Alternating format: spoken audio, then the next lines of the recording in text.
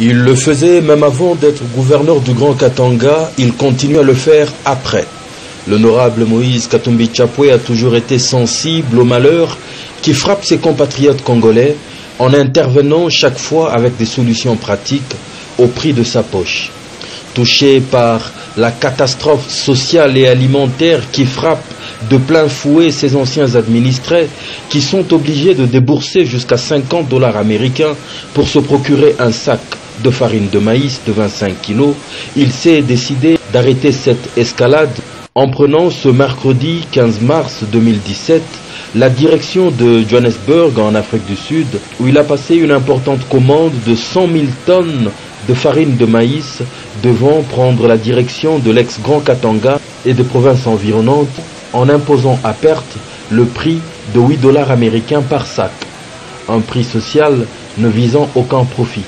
Il a lui-même été dans les installations d'une des plus grandes minoteries de Johannesburg pour se rendre compte de la disponibilité des stocks et du début des chargements des premiers camions.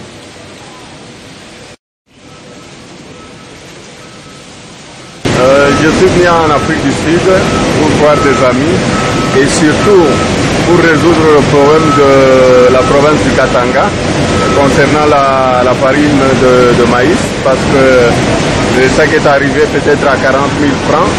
Je voudrais amener la farine à $8 le sac de 25 kilos et je voudrais demander aussi, je vais écrire officiellement à l'État, au gouvernement de me donner un permis d'importation de maïs et je vais le faire le plus vite possible.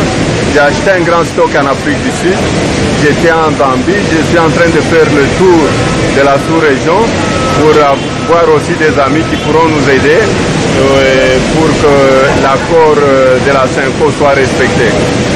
Avec le climat actuel, est-ce que le gouvernement n'acceptait pas votre offre?